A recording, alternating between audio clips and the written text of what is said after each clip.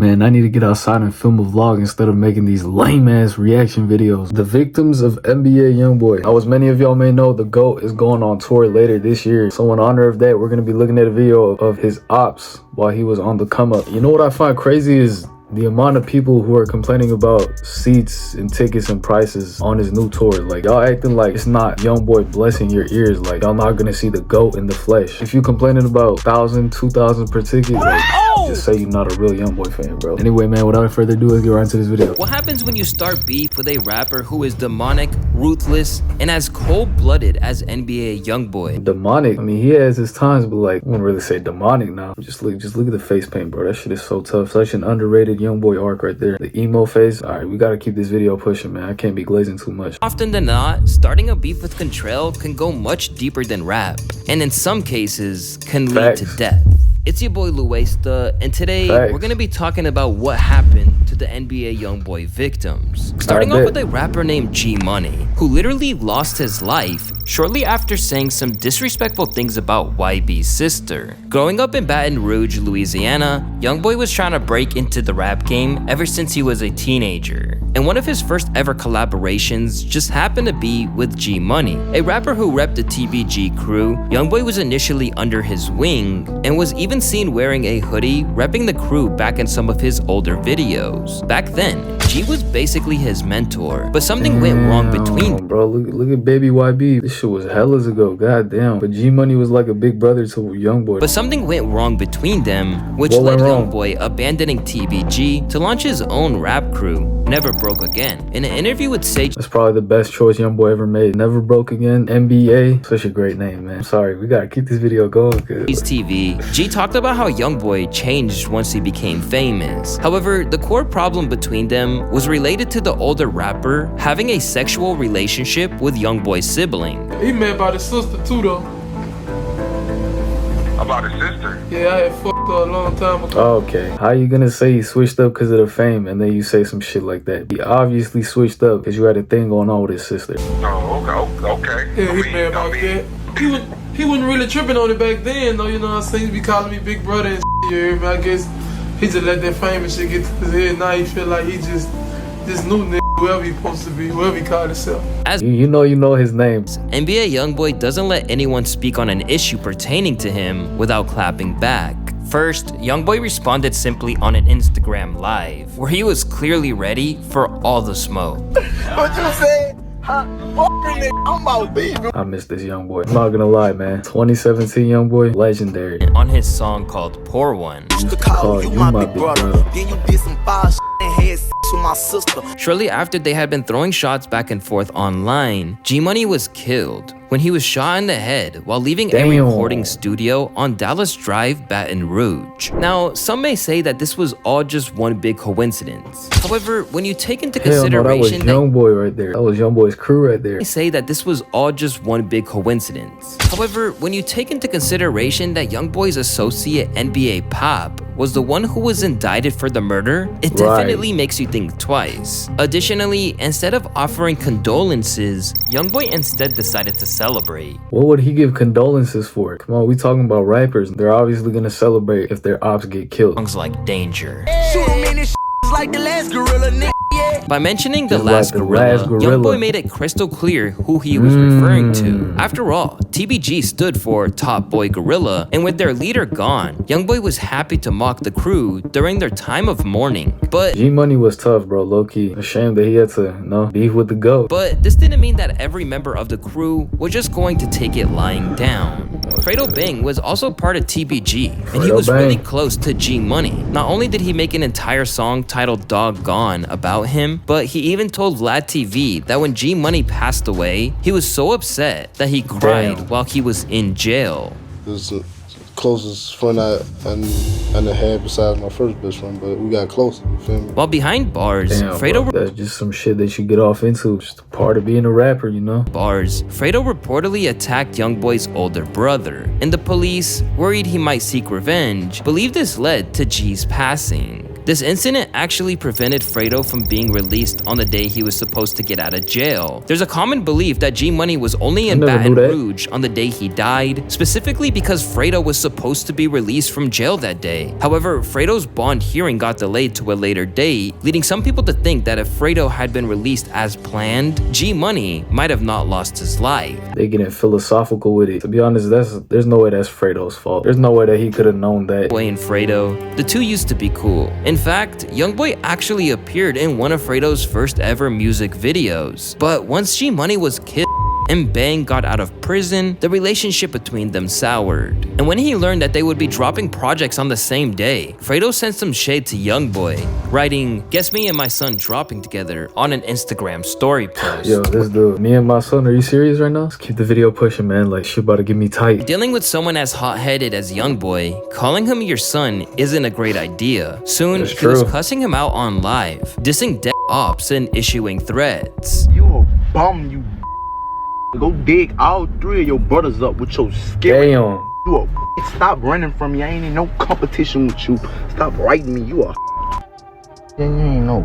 You won't be like me. You write me all day. You a. Unsurprisingly, it's just the way he cusses, just so magnificent. It's so pure. It comes from the heart. Everything he say. Unsurprisingly, Fredo clapped back, throwing shade of his own. Somebody go help little brother out, bro. He angry, dog. He angry. Talking about patterns and shit. It ain't like I'm on this talking about fat boy and that extra large coffin he got. Damn.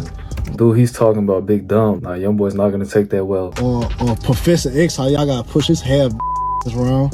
Okay. I'm not on it. He violated. I said I was saying my else. Yeah. From there, the two kept throwing subliminal shots back and forth on wax, thankfully avoiding things tipping over into violence. However, there was an incident where a fan of YoungBoy foolishly tried to taunt Fredo and his crew, which resulted in the fan getting beaten up. What the fuck? YoungBoy fans, holy shit. YoungBoy gotta have the best fan base, I'm not gonna lie, bro. What other rapper you know who got their fan base stepping for them? YoungBoy truly one of a kind, like no cap. What? Since then, Fredo eventually opened up about what happened between them and basically suggested the whole thing was blown out of proportion. I personally don't got a problem with it. It's more of, like, remember I was telling you about people don't f with people and they in the main people ear type of shit. Type of shit. Motherfuckers don't know how to be grown and be a man and talk for themselves type shit. Type shit. I don't have a problem with him. We just don't f with each other. Whatever happened, you don't have a problem with him, y'all just don't fuck with each other. I mean, you made it clear that you have a problem with him. It's clear any idea that Fredo would ever be competing with YB in terms of sales are long gone. But the Baton Rouge beef doesn't stop there, as another local rapper that YoungBoy had a feud with was Kevin Gates. At first, YB and Gates were cool to the point that they had created absolute bang. Dude, what the f is this? Old man broke again over here. Kevin Fence, are y'all bogus? Who is this ugly ass dude? What the fuck? That is not YoungBoy. Hit songs together, such as the song TTG and I Am Who They Say I Am, which combined for nearly bangers. Straight bangers. TCG, both of these songs. 100 million views on YouTube alone. And Kevin Gates even got a tattoo of Contrail on his shoulder. During YoungBoy's come up, damn, Gates I never took knew him that. under his wing and actually helped him to broker a deal with Atlantic that he'd eventually end up regretting. Although Kevin felt an immense connection to what YoungBoy was going through. I saw myself. When I see him, I see myself. It ain't, you're not aggressive. It's just when you go through great pain and great hurt, it makes you aggressive. It makes you put the wall up. And that's me, you know what I'm saying? That's who I was. I was that individual at one time in my life. YoungBoy clearly felt differently. And by the sounds of it, the issue was that Gates basically wanted a finder's fee for helping to set up his deal with Atlantic. And on the song Story of OJ Top's version, YoungBoy issued some pretty serious threats aimed at Gates for wanting to take a percentage of his income. As soon as he suspects something, like, he's just gonna dish you, bro. How that one line go? You f with them, they f with me and this and You fuck with them, don't fuck with me, and that's just how they go. Allow him to allow someone else to pay me. Don't be fucking hit the kill switch, making sure it's over with. Aim and blow the big drop down soldiers. By now, Kevin Gates is a family man and is focused on peace rather than causing anyone any kind of hardship. Because YoungBoy is so many years his junior, he basically sees him as a little sibling. So in an interview with Academics, he revealed that he'd done the mature thing and let it go as YoungBoy needed a friend, not another enemy. Wish I could put my arms around him right now. That shit killed me to see him suffer. I wish I could just put my arms around him right now. I'ma always love you forever. like he just also like spiritual shit. Like he don't really care about all that beef and shit. Like he just in his own world type shit. He funny though, like if he know you type shit. Like he just always in his own world. He really quiet for real unless he know you. He funny as hell though, but if he know you type journey right now. Before then stating he will always have love for Contrail in an interview with Cigar Talk. My love don't change for people. Man, brothers gonna have time where they have to journey He's wearing apart. the exact same fit for this new interview. He fuck with that fit that much, bro. Why he got like feathers and shit on his head? Kevin Gates is a weird dude, bro. If I love you though, I'm not about to never not love you. Where the beef between Kevin and NBA YoungBoy was resolved amicably before things could get out of hand. Although a lot of rappers that YoungBoy has beefed with have faded into obscurity after he was done with them, some have stood strong like Kodak Black. Back in the day, Yak and YoungBoy were... Why be better respectfully? No doubt in my mind. I'm not even being biased, man. And at one point, he even thought about signing YoungBoy to his Sniper Gang label after collaborating on their hit song Chosen One. It ain't a thing I can't handle, I'm the chosen one. But suddenly, either his words were taken out of context, or he just straight up disrespected NBA on the track Time Never Mattered, rapping, But I hope that I don't go broke again. Killing young babies, Kodak never gonna broke again. You a free. referring to YoungBoy as a free agent. Many thought he was throwing shade towards YoungBoy for not signing with his crew. Just because he didn't join your crew, YoungBoy's his own person, man. He don't need to join no crew. Know what I'm saying? 4K trait. If this was a diss, what I do know is that one of NBA's own artists was about to turn the heat up on this beef. Literally. Shortly after the song came out, Quando Rondo, who will play a major role in a couple of the feuds later in this video, took an exception to what Yak said and did a live stream where he burned some of Kodak's Sniper Gang merch. Yo, Quando's so real, bro. The way he be stepping for YoungBoy. Man, we NBA, man. What's on that shit? He burning Kodak Black shorts. Man, it's up. After that, Yak's crew responded by releasing this threatening video of members from his Sniper Gang speaking in Haitian.